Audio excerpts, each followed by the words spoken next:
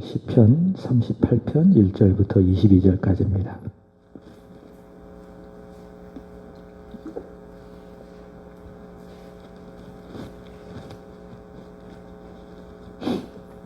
시편 38편 1절부터 22절까지. 시작. 여호와여, 주의 노하심으로 나를 책망하지 마시고 주의 분노하심으로 나를 징계하지 마소서. 주의 화살이 나를 찌르고 주의 손이 나를 심히 누르시나이다. 주의 진노로 말미암아 내 살이 성한 것이 없사오며 나의 죄로 말미암아 내 뼈에 평안함이 없나이다. 내 죄악이 내 머리에 넘쳐서 무거운 짐 같으니 내가 감당할 수 없나이다. 내 상처가 썩어 악취가 나오니 내가 우매한 까닭이로소이다.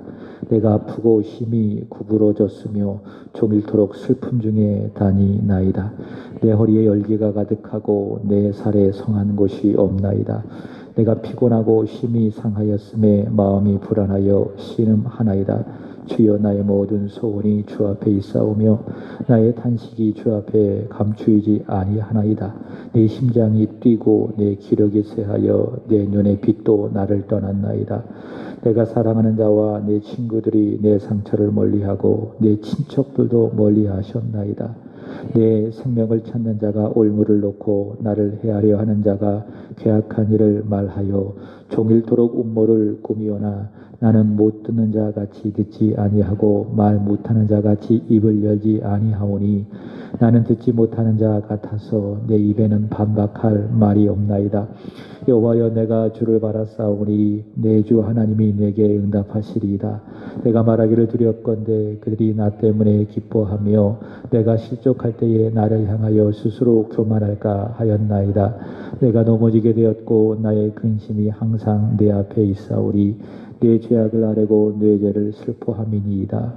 내 원수가 활발하며 강하고 부당하게 나를 미워하는 자가 많으며 또 악으로 선으로 대신하는 자들이 내가 선을 따른다는 것 때문에 나를 대적하나이다. 여호와여, 나를 버리지 마소서. 나의 하나님이여, 나를 멀리하지 마소서. 속히 나를 도우소서. 주 나의 구원이시여. 아멘. 우리 서로 인사하겠습니다. 참 잘하셨습니다. 인사하겠습니다.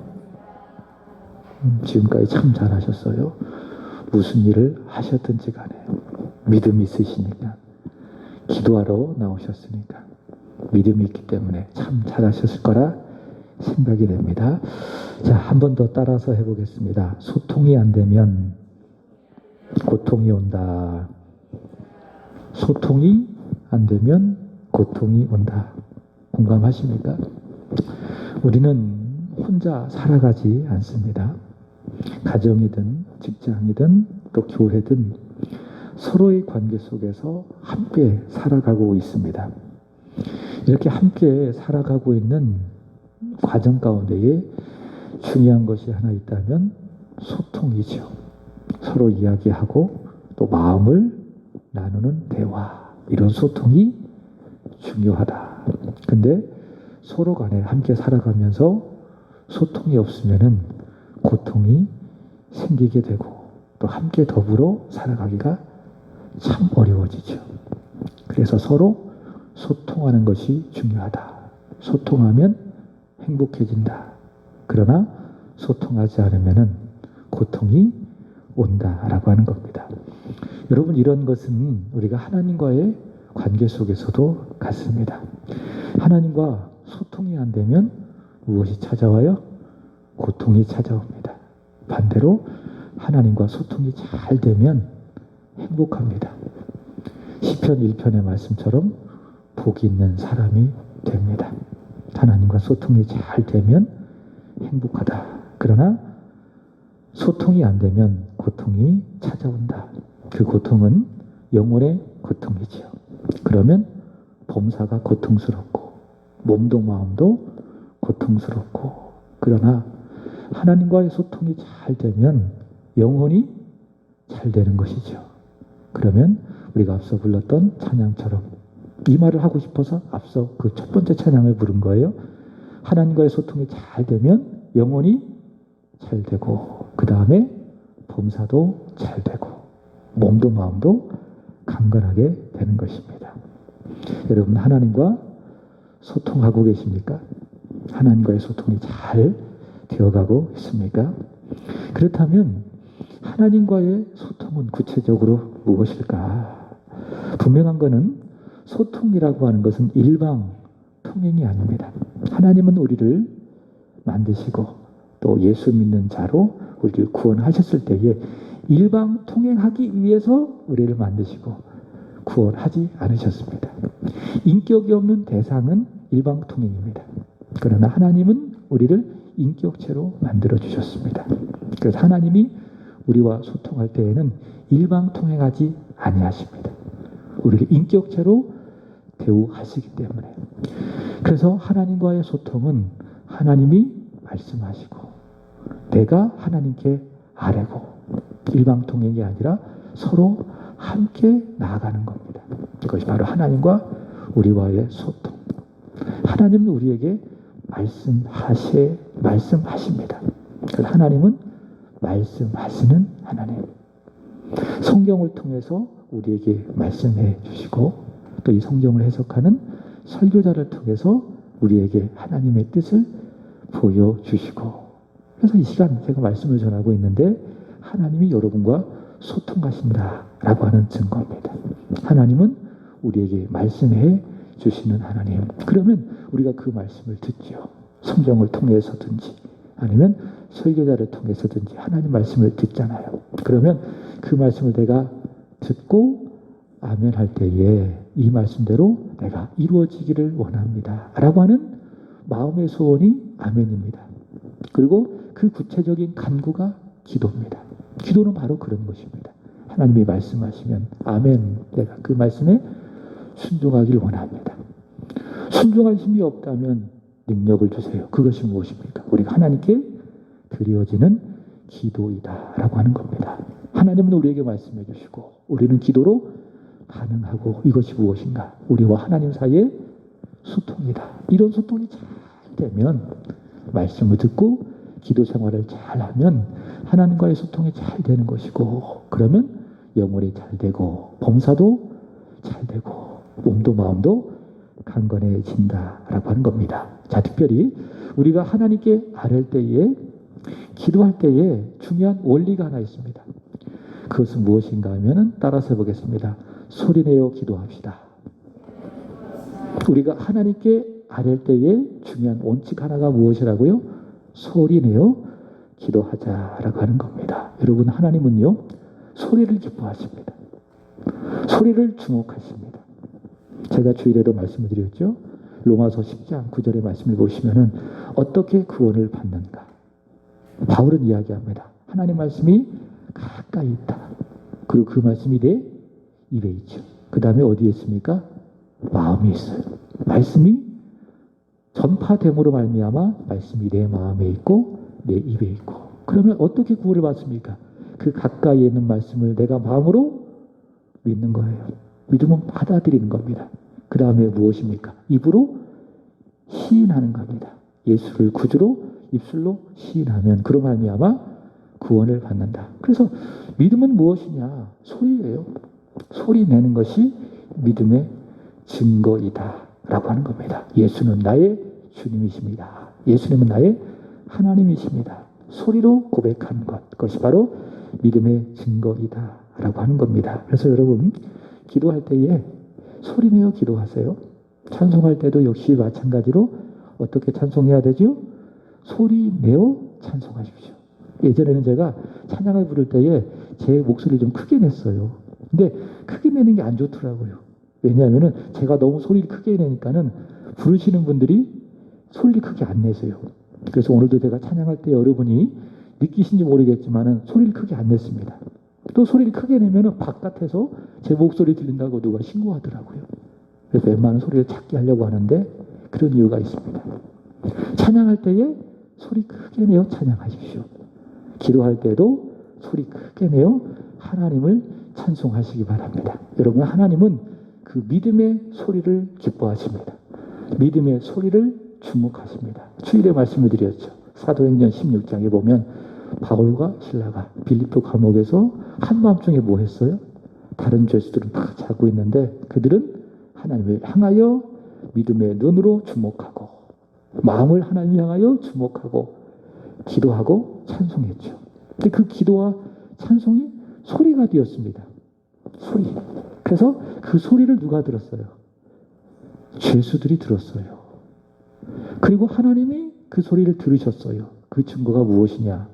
옥토가 막 움직이고 죄수들이 묶였던 것들이 다 풀려지고 아 그렇구나. 하나님은 소리를 주목하시는구나. 그래서 요즘에 기도할 때에 아, 내가 소리가 좀 작아졌다. 소리가 없어졌다. 라고 하는 것은 내 믿음이 내 기도의 힘이 좀 빠졌구나. 이렇게 여러분이 점검하시고 오늘 이 금요 기도회를 통해서 다시 한번 찬송의 소리, 기도의 소리가 조금 커지고 높아지기를 주님의 이름으로 축복합니다. 소리를 내지 않으면은 실제적으로 보면 잡생각이 많이 나와요. 그래서 제가 새벽에 기도할 때에도 소리를 내려고 많이 합니다. 기도할 때도. 소리 내어 기도하려고 하는 이유가 거기에 있습니다. 일부러 그러는 거예요. 만약에 소리 내지 아니하고 묵상으로만 기도한다면 졸음이 오기도 하고 또 나도 모르게 다른 생각이 들기도 하고 그러나 소리를 내면 어때요? 내가 소리를 내기 때문에 조금 더 기도에 집중할 수가 있을 것이고 또 구체적으로 하나님께 막연하게 기도하는 것이 아니라 실제적으로 소리 내니까 기도할 수 있는 그런 장점이 있는 것이죠. 자, 소리 내어 찬양하시고 소리 내어 기도하는 여러분 되시길 바랍니다. 중요한 거는 그 소리에 여러분의 마음이 담아져야 돼요. 여러분의 믿음이 담아져야 돼요. 여러분의 진심이 담아져야 됩니다. 여러분의 진심과 소리가 합하여 울려 퍼질 때에 하나님이 기뻐하십니다. 하나님이 들으시고 응답하실 줄로 믿습니다. 자, 오늘의 말씀은 누구의 시죠? 다윗의 시죠. 종류로 본다면 회개시 또는 참회시 이렇게 말할 수 있을 것입니다. 시편에는 총 7개의 참회시가 있습니다. 나중에 한번 여러분이 참고해 보세요. 시편 6편, 32편, 오늘 우리가 읽은 38편, 51편, 102편, 130편, 143편 총 6개의 참회시가 있습니다. 교회는요 어떻게 참회를 했는가? 바로 이런 7개의 시편을 피워두고 하나님 앞에 나를 돌아보고 내가 죄인임을 확인하고 고백하고 하나님의 자비와 용서와 은혜를 구했습니다. 그래서 참회시가 참 중요한 거예요. 참회시. 참회를 통해서 말씀 앞에서 나를 돌아보는 거죠. 아, 나는 죄인이로구나. 이 죄를 구원하기 위해서 하나님께서 예수 그리스도를 보내셨구나. 믿고 고백하고 회개하고 나를 돌아보게 되는 것입니다. 말씀을 드렸습니다. 예수 믿는 사람은 누군가? 죄를 안 짓는 사람이 아니라 죄를 짓지만 구원받아도 죄를 짓지만은 그 죄를 하나님 앞에서 돌아보고 회개하는 사람이 누구라고요? 그 사람이 바로 예수를 믿는 사람이다. 한 2주 전인가요? 그 한 야당의 그 여성 정치인이 아버지가 이 부동산 의혹과 관련해서 연루가 되어져서 거기에 대해서 이렇게 기자회견하는 그런 내용이 있었습니다. 뭐 정치적 입장을 말씀드리려고 하는 것이 아니라 그분이 했던 말 중에 마음에 남는 말이 하나 있습니다. 그것이 무엇인가 하면은 눈처럼 새하얀 사람은 없습니다. 그러나 부끄러워할 줄 아는 사람이 정치를 해야 되지 않겠습니까? 이 말이 상당히 좀 공감이 많이 되더라고요. 우리가 다 그렇지 않겠는가? 눈처럼 새하얀 사람이 없습니다. 털어서 먼지 안 나는 사람이 있을까요? 없을까요? 없습니다. 다 먼지 납니다. 이 세상에서 예수님 빼고 다 죄인입니다. 털면은 다 먼지가 나옵니다. 다 죄인이에요. 예수 믿는 사람은 누군가 부끄러워할 줄 아는 사람이에요. 아, 내가 하나님 앞에 죄인이구나. 자신을 돌아보고 부끄러워하면서 회개하는 사람이 누구라고요? 바로 그 사람이 예수를 믿는 사람이다 라고 하는 겁니다. 수요일에 말씀을 드렸습니다. 우리에게 있어서 죄는 이번에 그 세상을 떠들썩하게 한 강윤성과 같은 그런 죄가 아니죠. 우리 예수 믿는 사람의 죄는 대부분 다 마음에서 일어나는 죄죠. 교만한 것이 죄고, 두 번째는 누군가를 시기하는 것이 죄고, 그 다음에 분노하는 것이 죄고, 나태한 것이 죄고, 이번 주 수요일에 말씀을 드렸죠.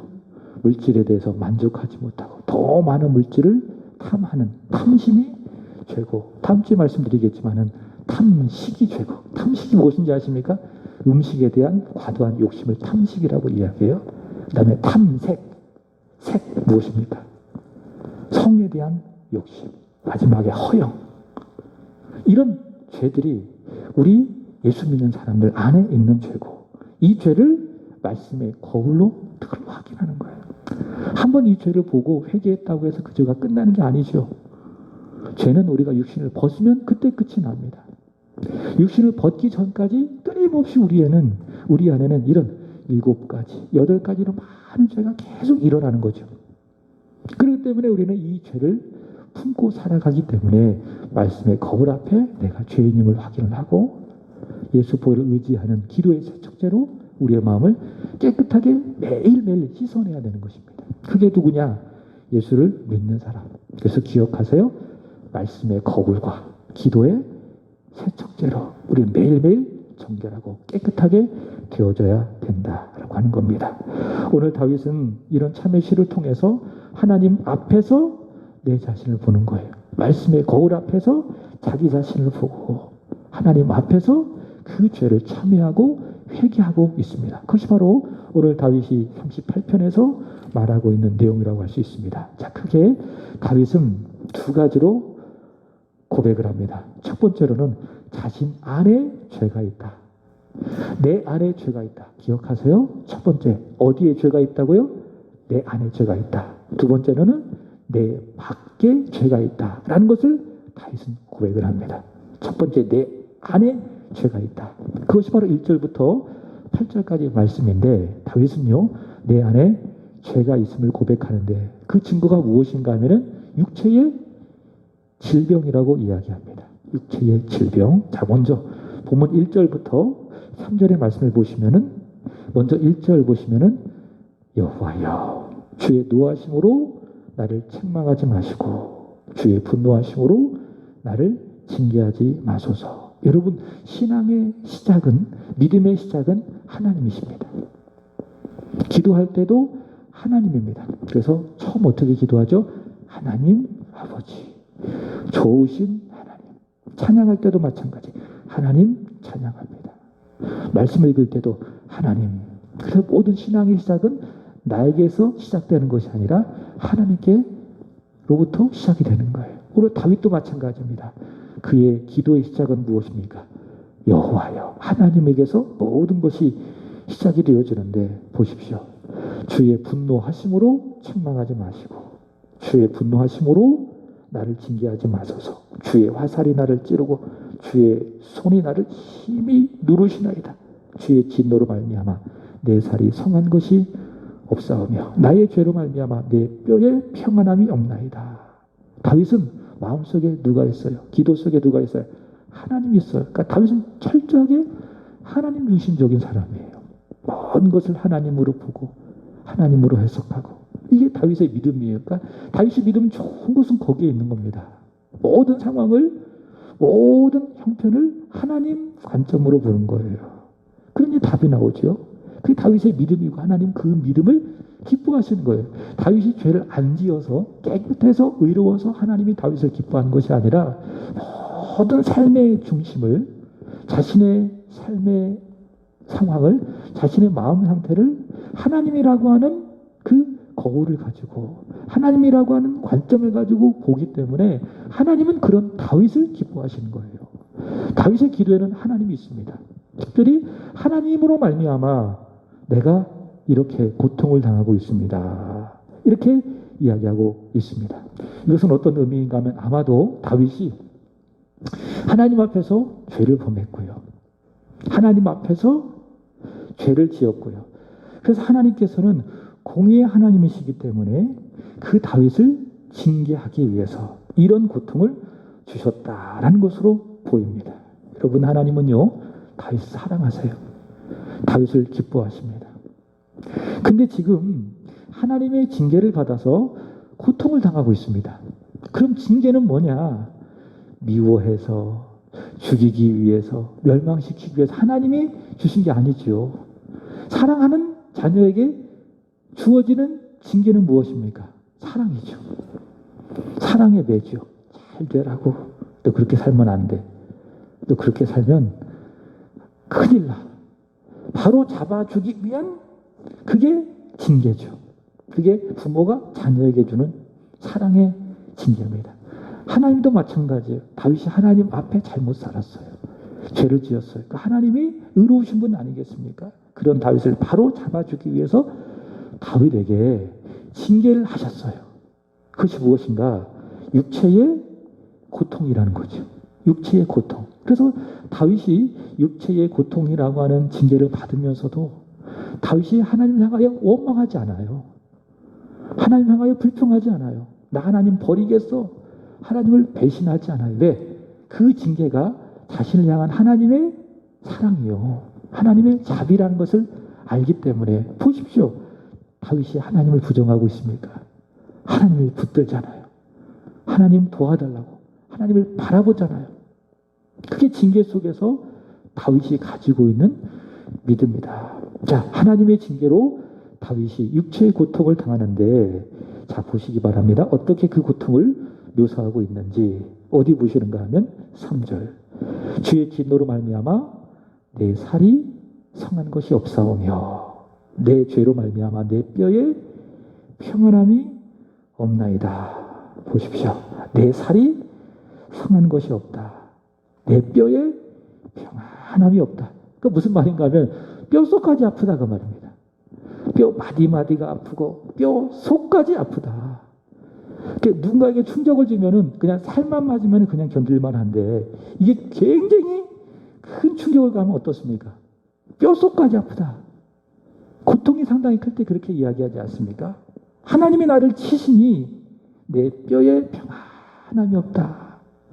뼛속까지 너무 아프다. 자, 5절 보시면은 다윗은 어떤 질병인지 구체적으로 이야기하죠. 시작. 내 상처가 썩어 악취가 나오니 내가 우매한 까닭이로소이다. 자, 내 살에 성한 것이 없다. 내 상처가 썩어 악취가 난다. 다윗이 지금 당하고 있는 하나님으로부터 받는 징계, 육체 질병 뭡니까? 일종의 피부병이라는 것을 알 수 있겠죠. 그죠? 피부에 막 진물이 나고 고름이 나고 그래서 막 냄새가 나고 썩어 악취가 나오는 그런 엄청난 육체의 질고를 당하고 있는 것을 볼 수 있습니다. 또 7절 보시면은 시작. 내 허리에 열기가 가득하고 내 살에 성한 것이 없나이다. 내 허리에 열기라고 하는 것은 무엇인가 하면 열을 말하는 겁니다. 열. 그러니까 보통 열은 이 이마에서 나지 않습니까? 근데 허리가 너무 아파가지고 하나님이 치셔서 허리에 뭐가 난다고요? 열이 난다고요. 혹시 허리에 열 나는 그런 경우가 있습니까? 보통 없잖아요. 그죠? 온 몸에 열이 나는 경우가 있어도 허리에 막 열이 나가지고 정말 고통스러운 그런 경우는 드문데, 그만큼 이 다윗이 현재 당하고 있는 육체의 질고가 하나님이 치신 병이라는 것을 알 수가 있겠죠. 그래서 뼈 마디마디가 아프고 온몸이 다 이렇게 진물이 나가지고 피부병에 걸려가지고 막 악취가 나고 허리에는 막 열이 나오고 머리부터 발끝까지 다 아프고 괴로운 지금 고통을 다윗이 당하고 있다라고 하는 겁니다. 여러분, 사람이 이렇게 오늘 다윗처럼 육체의 질병이 있으면은 그것은요, 여러분, 다 그런 건 아니에요. 다윗처럼 죄를 지어서 받는 경우가 육체 질고가 있지만은 이것을 절대화시켜서는 안 돼요. 절대화시켜서는 안 돼요. 아, 죄를 지면 오늘 다윗처럼 문둥병 걸린다, 피부병 걸린다, 허리에서 열기가 난다, 머리부터 발끝까지 아프다, 뼛속까지 아프다, 이렇게 일반화시켜서는 안 된다라고 하는 겁니다. 자, 이것은 예수님께서 요한복음 9장에서 말씀해 주셨어요. 예수님께서 길 가다가 나면서부터 소경된 자를 보았습니다. 제자들도 보았습니다. 제자들이 뭐라고 이야기하면, 주님, 저 사람이 저렇게 앞을 보지 못한 것은 누구 죄 때문입니까? 자기 자신의 죄 때문입니까? 아니면 저 부모의 죄 때문입니까? 그러니까 유대인들의 생각에 질병은 죄의 결과라는 인과율적인 생각이 절대적이었어요. 그러니까 딱 보자마자 그런 생각을 하죠. 그러니까 예수님이 뭐라고 말씀하셨는가 하면 요한복음 9장 3절에 보시면 이렇게 이야기합니다. 시작. 예수께서 대답하시되 이 사람이나 그 부모의 죄로 인한 것이 아니라 그에게서 하나님이 하시는 일을 나타내고자 하심이라. 예수님은 죄는 병, 이런 인과율의 절대적인 관계를 보지 아니하고 죄를 지어서 그런 것도 아니고 저 부모가 죄 때문에 그런 것도 아니고 저에게서 하나님이 하려고 하는 그 일이기 때문에 저 사람이 저 병을 앓고 있는 것이다. 이렇게 예수님이 말씀하고 있습니다. 자, 그렇기 때문에 이런 예수님의 말씀에 기초해서 모든 죄가 내가 죄를 지어 받는 것이다. 내가 눈이 지금 아파요? 내가 머리가 아파요? 요즘 같아서는 코로나 병이 들고 있지 않습니까? 여기 코로나 병 걸린 사람 없지요? 근데 코로나 병이 탁 걸렸어요. 내 주변에. 그럼 저 사람 죄 지어서 그런 거야. 그렇게 말할 수 있을까요? 없을까요? 그렇게 말할 수 없다. 백신 안 맞아서 그럴 수 있어요? 마스크 벗어서 그럴 수 있어요. 바이러스를 자기도 모르게 만졌는데 손을 안 씻어가지고 코로나에 걸릴 수가 있는 거지. 어떤 특별한 내가 하나님 앞에 죄를 지었기 때문에, 교만했기 때문에, 시기했기 때문에, 질투했기 때문에, 나태했기 때문에, 탐심을 가졌기 때문에 하나님이 그 징계로 코로나 병에 걸리겠다. 이렇게 말할 수는 없더라라고 하는 것입니다. 물론 그런 경우 있어요. 다윗처럼. 그러나 중요한 것은, 분명한 것은 무엇인가 하면은 죄를 지어서 오늘 다윗처럼 병에 걸리든 아니면 죄를 짓지 않아서 이 소경된 사람들처럼 병에 걸리든 중요한 건 그 모든 질병의 원인은 무엇입니까? 하나님을 떠난 죄의 결과라는 거예요. 이거는 우리가 다 동의할 수가 있더라. 코로나 바이러스도 마찬가지예요. 누가 그 바이러스를 퍼뜨려서 이런 역병이 온 세계에 돌았다라고 이야기하지만은 우리는 영적으로 보는 사람이에요. 성경을 가지고 이런 것을 보는 사람이에요. 그럼 그 병의 원인은 어디 있습니까? 하나님을 떠난 인간의 죄에 있는 거예요. 그 죄가 이런 전염병을 온 세계에 퍼뜨렸다라고 하는 것입니다. 그러므로 여러분, 이런 육체의 질고를 통해서 내가 이런 병에 걸리지 않았다 할지라도 다윗이 지금 뼈마디가 아프고 온몸이 아프고 살이 썩어서 냄새가 나는 이런 육체의 질고를 통해서 우리가 보아야 될 것이 무엇입니까? 아, 죄가 있구나. 죄가 존재하는구나. 죄가 실체가 있구나. 죄는 살아서 역사하는구나 라는 걸 보는 거예요. 코로나 전염병도 마찬가지입니다. 이것을 통해서 우리는 뭘 봐야 돼요? 아, 죄가 살아 움직이고 있구나 라는 사실을 우리가 볼 수 있어야 되는 것입니다. 이것이 바로 영적인 안목이에요. 성경적인 안목이에요. 그 다음에 두 번째로는 이 죄를 보고 그리고 우리는 하나님 앞에 돌아보고 회개할 수 있어야 되겠죠. 이 죄를 보고 그리고 하나님 그 회개를 기뻐하십니다. 그래서 우리 성대 목사님들은 죄를 지어서 육체의 질고를 겪든 아니면은 죄가 짓지 않아도 육체의 질고를 겪든 그 질고를 통해서 죄를 보고 그 죄를 하나님 앞에 끊임없이 회개했대요. 회개하고 또 회개했대요. 그래서 어떤 회개까지 나왔는가 하면은 하나님, 회개할 것이 없는 것도 회개합니다. 이런 기도도 했대요. 얼마나 놀라운 신앙입니까? 육체의 질고를 통해서 죄를 보고 내가 특별히 죄를 짓지 않았음에도 불구하고 내 안에 있는 죄를 하나님 앞에 회개하고 또 회개하고 회개할 것이 아무것도 없어요. 그것조차도 하나님 앞에 회개하는 거예요. 그게 누구냐? 예수를 믿는 사람. 하나님 앞에 살아가는 사람. 그 사람을 하나님 기뻐하신다. 그의 기도를 받으시고 은혜를 주신다라고 하는 것이죠. 자, 큰 두 번째. 다윗은 자신 바깥에서 죄를 봅니다. 자신 안에서 죄를 봤죠. 무엇을 통해서? 육체의 질고를 통해서. 두 번째로는 자신 바깥에서 죄를 보았다. 자, 11절 보시면은 자신 바깥에서 보는 죄의 실체는 무엇인가? 11절 읽어보겠습니다. 시작. 내 친구들이 내 상처를 멀리하고 내 친척들도 멀리 선나야 돼. 자, 지금 다윗의 상태는 뼈마디가 아프다고 이야기했죠. 그 다음에 온몸에 이 피부병이 걸려가지고 막 그 상처가 진물이 막 나고 구름이 나고 피가 나고 악취가 난다고 이야기했죠. 그러니까 다윗의 몰골이 말이 아닌 거죠. 근데 그 상처 때문에 다윗을 사랑했던 자, 그가 아내가 될 수도 있을 것이고 또 아들들이 될 수 있을 것이고 그 아들 사랑했던 자와 또 다윗의 친구들이 어떻게 했습니까? 다 다윗을 멀리 떠나간 거예요. 그리고 다윗의 친척들도 다 멀리 떠나갔습니다. 바꿔 이야기한다면 건강했을 때에 그들은 다윗 곁에 있었어요. 사랑하는 자, 친구, 친척들 건강하고 아프지 않으니까 다윗 곁에 있었어요. 그런데 다윗이 상처를 입어서 그 몰골이 그 몸이 이루 말할 수 없이 처참했을 때에 다 떠나가는 거죠. 왜? 우리가 다윗 곁에 있으면은 이게 전염병이 될 수 있으니까 요 상처가 요즘 피부병도 다 전염이 되잖아요. 그죠? 전염될 수 있으니까는 다 떠나간 거예요. 내가 그 병에 걸릴까봐. 제가 만약에 코로나 걸렸다고 보세요. 여러분 다 막 갈걸요? 오 하면서 막 그럼 다 막 멀리 할걸요? 그죠? 지금 다윗이 그런 상태인 거예요.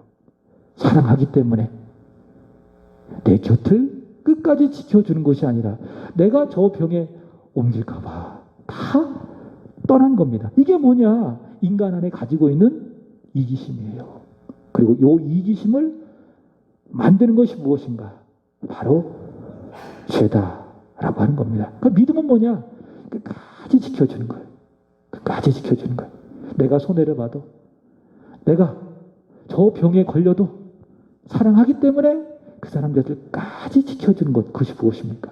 그것이 바로 그 사람을 사랑하는 것이고 하나님과 우리와 관계에서도 마찬가지예요.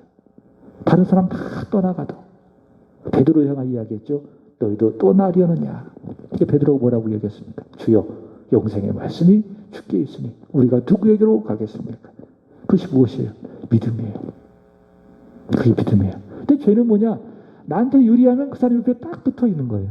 불리하면 떠나가는 거예요. 그게 이기심이고 그게 죄라고 하는 거예요. 요즘에 사람들 정치권에서 가지는 관심이 무엇인가 하면은 그 대선 후보들 아니겠습니까? 여든 야든 그 유력한 대선 후보들이 있습니다. 그 대선 후보들 아래로 줄을 쫙 쓰는 사람들이 있잖아요. 국회의원이든 유력한 정치인이든지 간에 그 대선 후보 밑에 줄을 쫙 쓰잖아요. 물론 명분이 있어요. 그렇게 줄을 쓰는 명분이 있습니다. 그러나 따지고 보면 왜 줄 서요? 자기의 정치의 입장을 세워갈 수 있는 후보라고 생각하기 때문에 소위 말하는 유리, 분리, 이걸 뭐라고 이야기하죠? 유분리라고 이야기해요. 유리하니까 그 줄에 딱 서는 거죠. 바꿔 이야기한다면 분리하면 쓰겠어요? 안 쓰겠어요? 안 서요. 분리하면 쓰지 않아요. 자기가 불리하다 싶으면 유리한 쪽으로 가는 거예요. 그것이 무엇입니까? 인간 안에 가지고 있는 자기중심적인 이기심이죠. 이기심. 자기만 생각하는 이기심.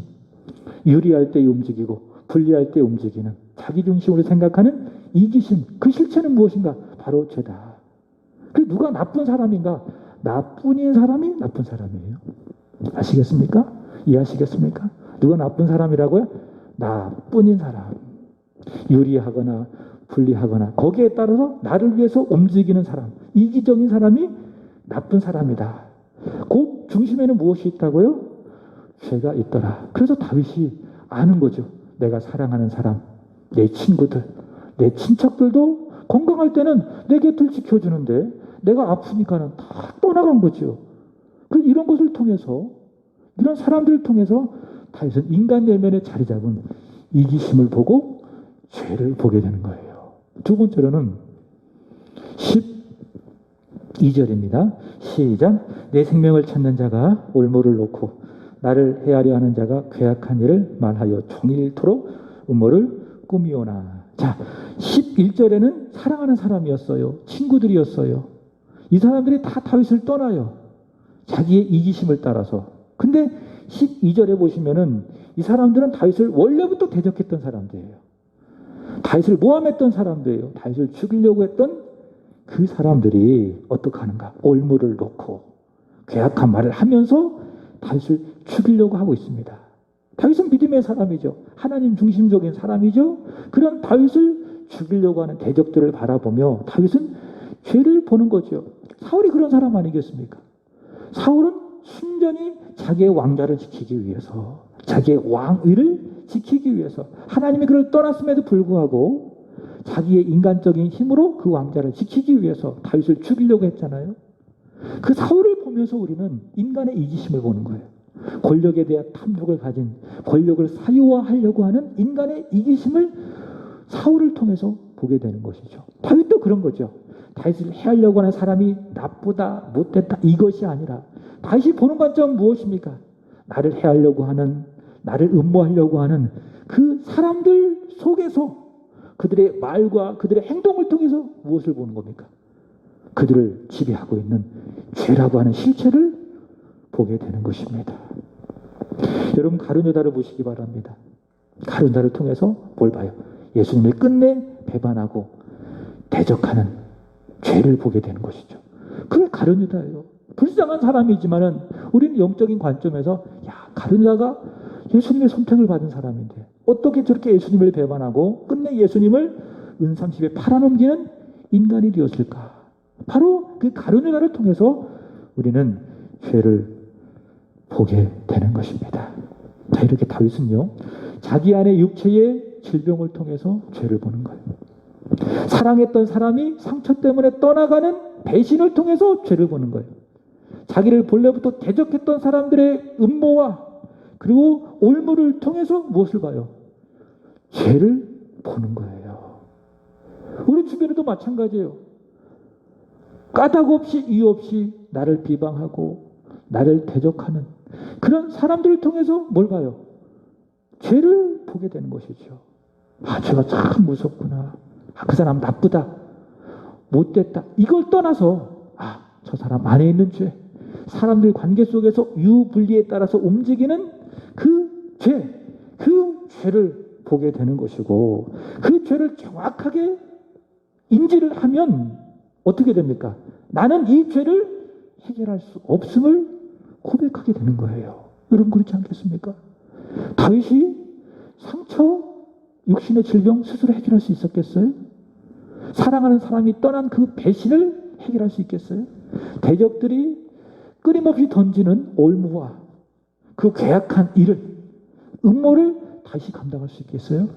감당 못하는 거예요. 그가 왕이랄지라도 그 죄의 세력은 다윗이 어쩔 수가 없는 거예요. 다 그래요. 이 세상의 모든 사람들이 이 죄, 우리 안에 있는 죄, 우리 바깥에 있는 죄, 이 세상을 지배하고 있는 그 죄를 이길 수 있습니까? 없습니까? 아무도 못 이겨요. 죄를 절대로 이길 수가 없어요. 소멸시켜도 또 다시 활활 불타오르는 게 그게 죄예요. 그럼 어떻게 죄를 해결할 수 있느냐? 어떻게 죄를 이길 수 있느냐? 다윗은 아는 거예요. 믿는 거예요. 답은 누구에게 있다? 하나님께 있다. 나에게 있지 아니하다. 너에게도 있지 아니하다. 내가 살아가고 있는 이 상황과 형편에 있지 아니하다. 죄를 이길 수 있는 것은 오직 하나님밖에 없다. 하나님을 바라봄이 내가 이 죄를 이길 수 있는 것이다. 그래서 다윗이 고백하는 것이죠. 15절 시작. 여호와여 내가 주를 바라사오니 내 주 하나님이 내게 응답하리다. 죄가 지배하는 자신 바깥에서 지배되어지는 그 죄를 바라보며 이 죄를 이길 수 있는 힘은 오직 믿음에서 온다. 하나님을 바라봄에 있다. 그래서 고백하는 겁니다.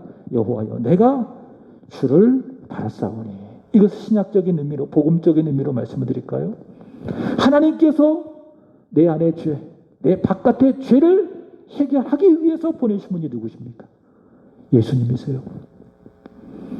예수님은 바로 그 죄, 인생들이 해결할 수 없는 바로 그 죄를 다 짊어지신 거예요. 보라 세상 죄를 지고 가는 하나님의 어린 양 이로다. 그 죄를 다 짊어지시고 그 다음 어떻게 하셨습니까? 갈보리 십자가의 고난의 길로 가셨잖아요. 그 십자가에 못 박히셨죠. 그리고 십자가에서 죽으심으로 말미암아 그 죄를 해결하셨죠. 그래서 예수께서 외치셨던 말씀이 무엇인가? It's finished. 다 이루었다. 죄값을 다 지불했다. 그래서 다 이루었다라고 하는 말씀 무엇인가 하면은 값을 치렀다. 우리가 물건을 사면은 영수증을 딱 끊어주잖아요. 뭐 3만 원짜리 뭘 샀다고 영수증을 딱 끊어주면은 이 물건에 대한 값을 치렀습니다. 그게 뭐예요? 그게 영수증이잖아요. 바로 그거예요. 예수님께서 다 이루었다라고 하는 것은 무엇이냐? 인생에 해결할 수 없는 그 모든 죄값을 예수께서 십자가에서 다 치르셨다. 다 끝냈다 그 말입니다. 그러므로 죄인이 죄 해결받을 수 있는 길은, 죄를 이길 수 있는 길은 어디에 있는가? 십자가에 예수 그리스도를 보는 거예요. 오늘 다윗이 여호와여 내가 주를 바라싸우니 그렇게 고백하는 것처럼 나를 위해서 이 세상에 오신 하나님의 아들, 내 죄를 해결하기 위해서 십자가에서 죽으신 하나님의 아들을 바라볼 때에, 믿음의 주요 우리를 온전하게 하시는 예수를 바라볼 때에 우리 안의 죄, 우리 바깥에 있는 이 세상의 모든 죄를 우리는 이겨낼 수 있다라 라고 하는 겁니다. 여러분, 죄를 이기는 힘은 다른 하나밖에 없습니다. 오직 하나밖에 없습니다. 여호와를 바라봄에 있습니다. 예수 그리스도와 그의 십자가를 바라봄에 있습니다. 이 복음을, 이 말씀을 여러분 믿으시고 오늘 다윗처럼 여호와 하나님을 바라보고 여호와께서 나를 위해서 보내신 하나님의 아들 예수 그리스도를 바라봄으로 말미암아 내 죄를 해결하고 내 모든 죄를 용서받게 되기를 주님의 이름으로 축복합니다. 이 죄를 용서받은 사람 교만이 바뀌어 겸손이 되는 것이고요. 시기가 바뀌어 축복하게 되는 것이고요. 게으름이 나태가 바뀌어 부지런함, 열심히 되는 것이고요. 탐심이 바뀌어 만족함이 되는 것이고요. 분노가 바뀌어 오래 참음이 되는 것입니다. 이런 모든 힘 어디에서 온다고요? 여호와를 바라봄, 예수와 십자가를 바라봄에 있다. 기도하겠습니다. 하나님 아버지, 다윗의 이런 말씀을 통해서 우리의 죄를 봅니다. 우리 바깥에 있는 실제하고 실체가 있는 역사하는 죄를 봅니다. 이 죄를 이길 수 있는 힘은 이 세상에 있는 것이 아니라 여호와 하나님께 있으며 그 하나님을 바라보는 바라봄에 있나이다. 예수 십자가를 바라봄에 있나이다. 이 시간 하나님을 바라보며 예수님과 그의 십자가를 바라봅니다. 우리 안에 있는 죄를 용서하시고 우리의 죄를 해결하여 주시고 모든 죄로부터 자유하게 되어져서 하나님 앞에 기뻐하며 기도하며 감사하며 살아가는 저희들 우리 남은 일생이 다 되게 하여 주옵소서. 매 순간 찾아오는 죄 오늘의 말씀을 기억하며 보게 하시고 이 말씀 앞에 회개할 수 있도록 은혜 위에 은혜를 더하여 주옵소서. 감사하며 예수 그리스도 이름으로 기도합나이다. 아멘. 우리 함께 찬송가 369장 부르